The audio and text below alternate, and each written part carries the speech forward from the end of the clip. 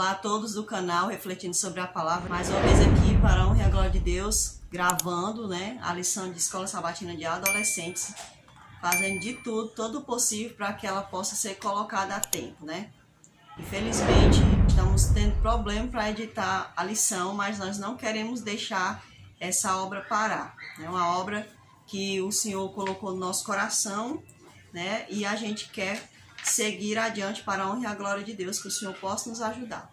Então vamos orar para que possamos estudar a lição da Escola Sabatina dessa semana, que fala sobre ergam a cabeça. Então vamos estudar, que hoje fala sobre um assunto profético. A gente já estudou em outros momentos, mas é sempre bom a gente rever esses assuntos para que a gente possa ficar cada vez mais por dentro do assunto e também perceber o que está acontecendo ao nosso redor em termos de profecia, As profecias escatológicas. Nós vamos ter aí alguns barulhos, mas é o jeito, Não vamos deixar de gravar por conta das interferências, Então vamos lá, vamos fazer uma oração para a honra e a glória de Deus. Nosso Pai, nosso Deus, agradecemos porque o Senhor deixou um manual para que a gente possa, Senhor, caminhar nesse mundo, porém com os olhos fitos no céu, sabendo que a qualquer momento o Senhor poderá voltar. Então nos prepare, Senhor, para que quando o Senhor voltar, nós possamos ser achados, meu Deus, revestidos da justiça do Senhor e assim sermos levados juntamente com o Senhor para o lar celestial, conforme o Senhor desejar. Agradecemos esta rica oportunidade e rogamos o Espírito Santo. Amém.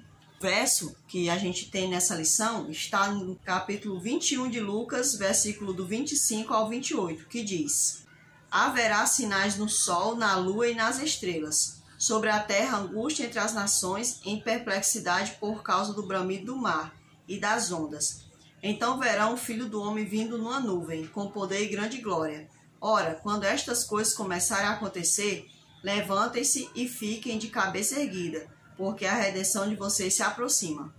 Esse verso, para mim, ele é muito marcante, porque eu tive um sonho no ano passado, se eu não me engano, no começo do ano passado. No final do sonho, a voz do Senhor, ele me mostrava esse verso. Vou até dar o testemunho, vou tirar um tempo para fazer alguns vídeos temáticos e vou contar esse sonho também, porque eu gosto muito de contar sonho, porque Deus fala muitas coisas para mim através de sonhos. Eu creio, Muitas pessoas não creem. Aí é uma questão pessoal. Aliás, são dois sonhos, Eu vou contar dois sonhos que eu tive, E um se encaixa perfeitamente nesse e outro é no outro verso, Sobre o abalo das potestades do céu. O outro verso é esse.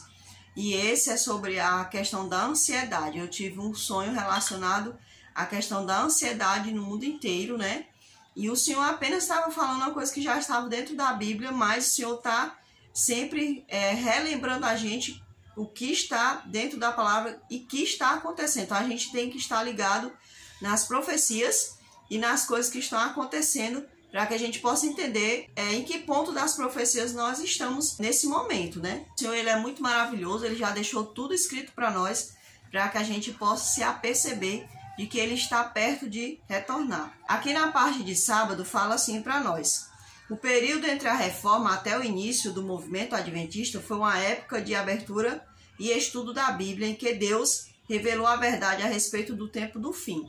Então nós sabemos que houve lá o tempo da igreja primitiva, depois houve o tempo ali que muitas pessoas se levantaram, dentro da própria Igreja Católica Apostólica Romana, pedindo, que houvesse ali retorno às Escrituras, porque muitas pessoas estavam vendo que a igreja não estava vivenciando as Escrituras, mas estavam vivenciando princípios humanos, tradições humanas. Depois desse período começou a vir ali a questão do advento, que começa com a pessoa de Guilherme Miller.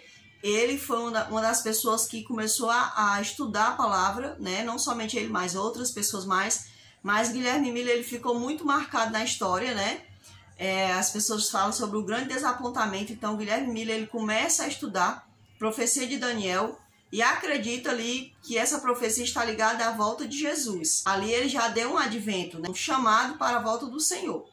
Mas depois que o desapontamento acontece, algumas pessoas passam a estudar cada vez mais a palavra e outras, pelo contrário, se decepcionam, né? A fé delas não era uma fé verdadeira, ou seja, o Senhor provou e comprovou que muitas pessoas não tinham uma fé verdadeira e, portanto, eles decidiram abandonar a fé, se apostataram, né? E tudo mais. E outros não, outros continuaram estudando a questão do advento, e aí surge ali aquele movimento adventista, que era chamado apenas de movimento adventista, ou seja, pessoas que continuavam estudando a palavra do Senhor e querendo saber o que de fato Deus queria falar através de Guilherme Miller, quando ele estudou as Escrituras, porém não soube falar aonde estavam aquelas Escrituras dentro da profecia, né? Então eles continuaram estudando. Então a gente vê que o Senhor ele estava ali trabalhando através dos tempos, né? Para que a palavra do Senhor ela fosse sempre revelada, né? Revelando cada vez mais o tempo do fim. Graças a Deus que muitas pessoas continuaram estudando sobre esse tempo. Os terríveis sinais que marcam a breve volta de Jesus estão claramente acontecendo ao nosso redor, mas não devemos ter medo nem desanimar. Cristo nos disse para erguermos a cabeça e vivermos como se ele estivesse voltando hoje. É interessante, né, que muitas pessoas, quando elas começam a estudar as Escrituras, sinais, né, da volta de Jesus, eles passam a ter mais medo do que esperança. Por quê? Porque o medo é porque a pessoa ainda não tem uma fé firmada na pessoa do Senhor. Então eles passam a ter mais medo do que esperança. Porque se eu amo ao Senhor, se ele já deixou tudo escrito numa carta, ele deixou uma carta escrita, né? Um bilhete, né, de amor. Então ele deixou tudo escrito. Então para que eu vou ter medo, né?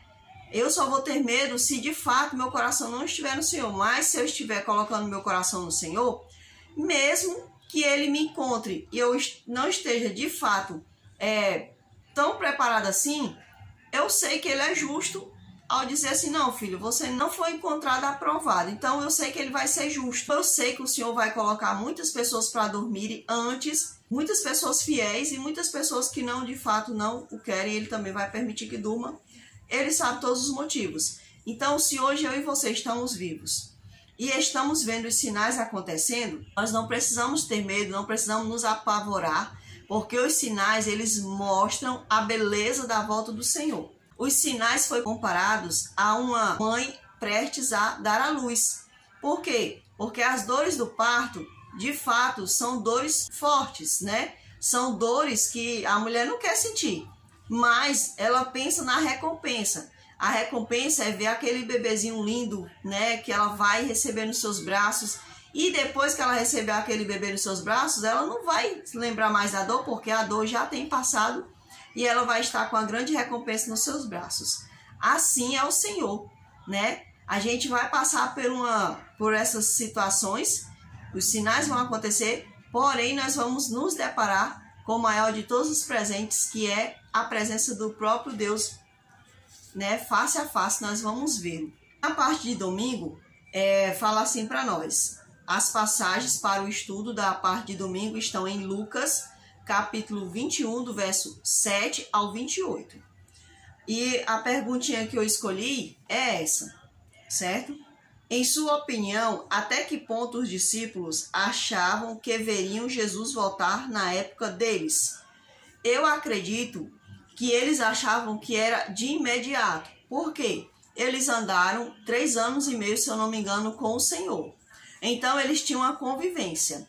Então, depois, o Senhor morre, conforme ele havia predito. Ele morreu. E o Senhor ressuscita conforme havia predito. Então, estava tudo acontecendo conforme o Senhor havia falado.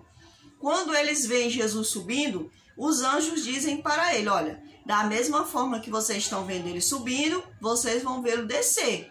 Então, eles ouviram aquilo, os anjos dizendo aquelas palavras. Então, como tudo tinha acontecido conforme o Senhor havia falado e tinha acontecido rápido, né? Rápido que eu digo assim, porque depois do ministério veio ali a concretização da salvação através da morte, veio a ressurreição e agora veio a ascensão. Então eles pensaram o quê? De fato o Senhor vai logo voltar. Por isso eles pregavam com essa certeza de que o Senhor de fato iria voltar logo. Porém, hoje, quando a gente estuda as Escrituras, a gente percebe que os discípulos não se atentaram a questão de que eles poderiam morrer e ao ressuscitar eles poderiam ver Jesus voltar, né? Ou seja, da mesma forma como viste subir, vocês vão vê-lo voltar. Se vocês vão estar ressuscitados, vocês vão vê-lo voltar da mesma forma como estão vendo subir. Por eles não estarem totalmente convertidos, também eles podem não terem se atentado naquele momento, sobre essa frase, né, de que eles iriam ver ele voltar. Então, como eles viram acontecendo tudo tão rápido, provavelmente isso passou na cabeça deles. Eu acredito nisso, né? Mas você pode ter sua opinião aí. São duas perguntinhas. A segunda diz assim: por que será que os sinais do fim dos tempos tendem a ser negativos? Então, eu penso assim, que as pessoas dão mais atenção aos sinais e não ao que eles revelam, que no caso é o Senhor. Então, se as pessoas elas focam mais nos sinais do que no que o sinal quer revelar, então elas vão ter mais medo ainda, elas vão ter medo ao invés de ter esperança, como a gente explicou agora há pouco, né? Na parte de segunda-feira, fala assim para nós: qual você acha deve ser a mais poderosa motivação para se estar atento à segunda vinda de Cristo? Classifique de acordo com o que considera a mais forte emoção que você sente. 1 mais forte, 4 menos forte. Medo de estar perdido, culpa pelo passado, desejo que o pecado termine, espera real para estar com Jesus. Aqui é uma expectativa enquanto você aguarda a volta do Senhor. Qual é a expectativa, né, que você pode sentir nesse momento? Ter medo da volta dele, né? Medo de estar em pecado e ele te achar em pecado e você perecer por conta disso. Aqui diz mais: desejo que o pecado termine. Eu desejo que a minha expectativa é que o Senhor volte, porque o pecado vai terminar para sempre. Uma espera real para estar com Jesus. Ansia estar ao lado do Senhor. Essa é a minha esperança, né? Então, aqui ele fez uma pergunta para cada um de nós: qual é a minha expectativa nesse momento, né? Em relação à volta do Senhor. Reflita, essa ordem de classificação é ideal? Pedro nos dá uma boa dica para colocarmos em prática enquanto aguardamos o retorno de Jesus. Portanto, amados, enquanto esperam estas coisas, empenhe-se para sempre serem encontrados por ele em paz, imaculados e inculpáveis. 2 Pedro 3,14. Que interessante as palavras de Pedro. Ele diz assim, olha, que enquanto nós aguardamos ao Senhor, devemos nos desempenhar para sermos encontrados por ele. Em quais situações?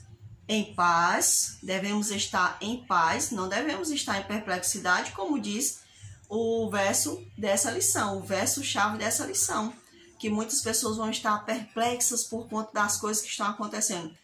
O Filho de Deus, ele vai se encontrar em paz, né? E ele diz mais assim, imaculados, ou seja, pessoas sem mancha de nada. Como é que eu vou viver uma vida sem mancha? Pelos meus méritos próprios? Não. Com a ajuda do Espírito Santo, com a orientação dele, ele vai dizer, olha, não ande por aqui, não faça isso, não ande com certos tipos de pessoas, estude a palavra, me busque. Então, quando eu vou seguir na orientação do Espírito Santo, eu não vou ter mancha de pecado. Vou ser um pecador inativado, né? Então, não vou ter máculas, né? Eu vou ser uma pessoa imaculada. Aqui diz assim, inculpáveis, ou seja, gente, não é para ser achado em culpa de nada. Então, como é que eu posso ser achado em culpa de nada? Pedindo a ajuda do Senhor. Posso estar fazendo algo que possa estar sendo colocado uma culpa sobre mim. Então, eu tenho que pedir a ajuda do Senhor, orientação ao Senhor, que me ajude para que eu não possa ter culpa de nada. Para que o sangue do Senhor possa, de fato, me libertar, me livrar de todo o meu pecado. Então, eu acredito que se a gente buscar o Espírito Santo de Deus, ele vai nos orientar, ele é nosso guia. O Senhor disse que era necessário que ele subisse para que viesse o Consolador. E ele iria nos auxiliar, ele iria nos orientar em toda a verdade. Essa é a maravilhosa obra do Espírito Santo. Os Estados Unidos nasceram sobre a base do protestantismo. Então a gente sabe que o grupo, né, de puritanos saiu da Holanda, se eu não me engano, né? Se eu não me engano foi da Holanda. Se não foi da Inglaterra. Eles saíram de lá e foram para a nova terra, né, que era a América, né, e eles foram lá e eles foram em busca de liberdade religiosa, porque eles não estavam tendo liberdade religiosa, né, então eles saem em busca de liberdade religiosa. Esse grupo chamava-se os puritanos, né, a gente conhece ali algumas histórias dos puritanos. Então eles partiram para um lugar chamado Novo Mundo, né, para que ali eles pudessem viver de acordo com o que eles acreditavam ser o melhor para eles, que era a vida dentro da palavra de Deus, que não foi tanto assim, né? Que depois eles começaram, a gente vê que hoje não é tão assim, né? Os Estados Unidos. Mas no começo era assim, né? E aqui diz assim, ó, os peregrinos chegaram a Plymouth, né? Em 21 de dezembro de 1620, depois de 2 meses de viagem em um navio chamado Mayflower. Então eles viajaram, né, durante 2 meses nesse navio, e ali eles chegaram e começaram então a colonizar, né, digamos assim, né, eles começaram a se expandir ali, e no começo foi tudo muito maravilhoso, né, porque as pessoas vieram, eles estudavam a palavra, os filhos andavam de acordo com a palavra, mas a gente sabe que houve muitos contextos ruins ali durante alguns tempo, né, ali no meio dessa colonização puritana nos Estados Unidos, né? Então, por quê? Porque as pessoas elas começam a se desviar do contexto. O que acontece? Chegaram ali com o propósito de vivenciar uma fé verdadeira. Eu acredito que muitos foram com esse propósito, mas eu acredito que alguns foram com o propósito mesmo de, tipo, desbravar, né? De, sei lá, colonizar, conquistar terras. Eu acredito nisso, porque sempre no meio do povo de Deus vai sempre uma turminha esquisita, né? Como o povo que saiu lá do deserto, aí no meio foi uma turminha esquisita, né? Sempre tem aquela turminha, né? A turminha da bagunça. Essas pessoas, né, elas começaram a visar mais o lucro e daí então começa a se distanciar do Senhor e aí dá margem, né, para que o pecado comece a adentrar no meio deles. Que foi o que aconteceu quando a gente estuda ali a história de Salém, a gente vê isso, né? A história das bruxas de Salém, que foi uma situação muito ruim que houve ali na época dessa colonização puritana nos Estados Unidos. No período em que os princípios bíblicos foram ensinados, tanto no lar, né, aqui fala que no começo dessa colonização puritana ali, tudo foi muito maravilhoso, as pessoas obedeciam a Deus, né, porque quando a gente obedece a Deus, a gente prospera, e diz que era próspera, a terra era próspera, as pessoas viviam felizes pelo tempo, né? Mas a gente sabe que infelizmente a decadência espiritual com certeza alcançou aquelas pessoas ali também. Aqui diz que entre os sinais indicadores da proximidade da volta de Jesus, a história reconhece o grande terremoto de Lisboa em 1º de novembro de 1755. O escurecimento do sol e a lua se tornaram vermelhas como sangue, 19 de maio de 1780. Além de Jesus e do apóstolo João mencionar, o profeta Joel havia registrado essa profecia 2.500 anos antes. Então, a igreja ela acredita, né, que tudo isso que aconteceu ali em Lisboa, o escurecimento do sol, né, que houve também, a queda das estrelas. Então, a igreja acredita que tudo isso se trata de cumprimentos de profecias bíblicas que faz parte de Apocalipse, de Mateus 24 e até mesmo da passagem de Joel, como eles explicaram aqui. A preocupação em ganhar dinheiro, a corrida desenfreada em busca de popularidade e poder fizeram com que os descendentes dos peregrinos ignorassem e se esquecessem da doutrina bíblica da segunda vinda de Jesus. Aqui é aquilo que eu já falei, né, sobre os puritanos, né? Eles começaram a colonizar, começaram a trabalhar ali, né? Mas aí começou a vir a cobiça, né? O desejo pela expansão, aquelas coisas que vai enchendo o coração do homem, e o homem começou a se dispersar do propósito que foi ali, que foi vivenciar a adoração a Deus. Até porque, pessoal, olha, o Senhor, ele não manda a gente se separar tanto assim também das pessoas. Então eles foram para lá para se separar, ou seja, ao invés deles serem testemunhos, eles saem do meio das pessoas para, porque eu não posso me contaminar, né? Eu tenho que viver afastado, né? Porque eu sou puro, né?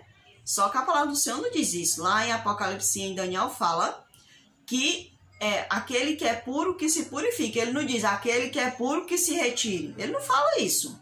Ele fala que o meu dever é ser puro. Não importa onde eu esteja, o meu dever é ser puro. Então, se eu vivo na cidade e a cidade é de baderna e eu tenho que ser puro. Se eu for para o campo, não é porque eu tenho que ir para o campo porque para eu não me contaminar, não, gente, pelo amor de Deus. Que fraqueza é essa? Aonde que está a minha fé verdadeira e minha adoração? Se eu sou um cristão, eu sei quem é o meu foco, entende? Eu não vou focar nas coisas do mundo, eu vou focar no Senhor. Então, os puritanos, eles erraram nisso. Eles fugiram para não se macularem, porém, infelizmente, aconteceu o contrário, né? Com o tempo foram ficando pecadores igual os outros lá, da onde eles tinham saído. O verso de impacto, eu falo isso para que a gente pense bem, para que a gente reflita que a nossa fidelidade é com o Senhor. Então eu devo ser fiel ao meu Senhor. Se eu estou na faculdade, eu devo me vestir para o Senhor, eu devo comer para o Senhor, eu devo falar para o Senhor. Toda a minha vida deve ser refletindo o Senhor que eu sirvo, né? Se eu estou no trabalho, na escola, não importa onde eu esteja, até mesmo no meio da igreja, eu devo viver conforme refletindo a imagem do Senhor que eu adoro. O verso de impacto da parte de quarta-feira está aqui no livro de 2 Timóteo 3, do 1 ao 5. É um verso bastante conhecido, mas que não custa nada a gente ler novamente, né, para que a gente possa entender os últimos dias. Paulo falará assim para Timóteo e para nós. Sabe, porém, isto: nos últimos dias sobrevirão tempos difíceis, pois os homens serão egoístas, avarentos, jactanciosos, arrogantes, blasfemadores, desobedientes aos pais, ingratos, irreverentes, desafeiçoados, implacáveis, caluniadores, sem domínio de si, cruéis, inimigos do bem, traidores, atrevidos, enfatuados, mais amigos dos prazeres que amigos de Deus, tendo forma de piedade, negando-lhe, entretanto, o poder. Foge também destes. Olha só. Esse verso aqui, toda vez que eu leio, é uma coisa impactante quando eu leio essa passagem de Timóteo. Porque a gente vê que é o que está acontecendo hoje, né? E o pior é que vai só piorar, né? Então, quando eu digo assim, vai só piorar, não é com o sentido de que as pessoas se apavorem, mas é que a gente fique atento de que as coisas não vão se amenizar, elas vão piorar. Por quê? Porque a tendência é a pessoa não dar mais ouvidos ao Espírito Santo de Deus, porque ele está clamando todos os dias, e um dia o Espírito Santo de Deus vai encerrar sua obra. Qual obra? A obra de convencimento. Ele não vai mais estar aqui para trabalhar, para ajudar o homem, porque a porta da graça vai se fechar. O Senhor vai dar um basta. Então, quando esse momento chegar, você imagine, se hoje o ser humano já é ruim, sem a presença do Espírito Santo. Então, só os anjos do Senhor mesmo, né?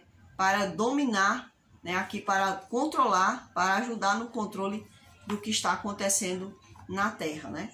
Então, a gente tem que ser o contrário do que a gente vê nos últimos dias. A parte de quinta-feira fala assim para nós: a maioria das pessoas acha difícil entender as profecias do livro do Apocalipse, mas isso não deve impedi-las de buscar conhecê-las. Existem muitos materiais que podem ajudar na compreensão do assunto. Aqueles que estiverem atentos aos sinais reconheceram a primeira vinda de Jesus. Por sua vez, os que se dedicaram a conhecer os sinais da segunda vinda não serão tomados de surpresa e estarão preparados para receber o Filho de Deus quando esse grande dia chegar. Aí ele faz uma pergunta: como você avalia o seu conhecimento das profecias? O Senhor diz, né, que o meu povo perece, né, por falta de conhecimento. Então, o Senhor, ele já deixou tudo na palavra dele. Então, muitos de nós estamos perecendo por quê? Porque nós não estamos tendo comunhão com a palavra. Ora, se a gente não está abrindo a palavra para ver o que o Senhor já deixou escrito, será que eu estou tendo tempo para ouvir o que o Senhor está falando na minha mente? Né? Porque o Senhor, ele fala na minha mente, mas ele também deixou algo escrito para que eu com os meus olhos pudesse dar um pouco de atenção, que muitas vezes a gente não dá. Então, o Senhor já deixou tudo escrito. Então, fica a pergunta: como está o meu conhecimento diante das profecias? A parte de sexta-feira. Jesus está voltando. Ele assim nos garantiu. No entanto, muitas vezes o povo de Deus se cansa de esperar e cai num profundo sono espiritual. A história revela que é muito fácil nos esquecermos da realidade da segunda vinda. Então, meus irmãos, como foi no passado, muitas pessoas não se atentaram. Infelizmente, hoje não é diferente. Muitas pessoas não se atentam e caem num sono espiritual. Os sinais são claros e aqueles que prestam atenção sentem que as coisas não podem ir mais longe. Porém, não sabemos quanto tempo ainda nos resta. Fomos advertidos, ficarmos alertas, pois nos últimos dias apareceriam escarnecedores e falsos mestres. Então, o que é que a gente tem visto hoje em dia? Que está se concretizando as profecias. Então, meus irmãos, nós devemos entender que não é a gente que busca o Senhor, é Ele que vem até nós. O Senhor, Ele é tão maravilhoso que se Ele fosse esperar pela gente, para a gente buscar a Ele, a gente não buscaria. Se Ele fosse esperar pela gente para ser salvo, nós não nos salvaríamos, porque Ele sabe que não é a iniciativa nossa, é a iniciativa dele. Então, meus irmãos, vamos orar, porque a concorrência está aumentando, né? Então, nós vamos orar para que o Senhor possa estar conosco, possa nos preparar para a sua volta. Oremos. Nosso Deus e nosso Pai, que o Senhor possa nos encontrar preparados, meu Deus, quando o Senhor retornar. Abra os nossos olhos e nos faça entender a profecia. Que não tenhamos medo, mas que possamos ter esperança, pois é nisso que nós cremos, na tua santa volta, Senhor. Derrama sobre nós a unção dobrada do teu Espírito, porque através dele poderemos ser transformados e moldados de acordo com o teu caráter. É isso que eu te rogo em nome do Senhor Jesus Cristo. Amém. Fiquem todos com Deus. Assistam esse vídeo, compartilhem e deixem o seu like para a honra e a glória de Deus. E até a próxima lição, se assim o Senhor nos permitir.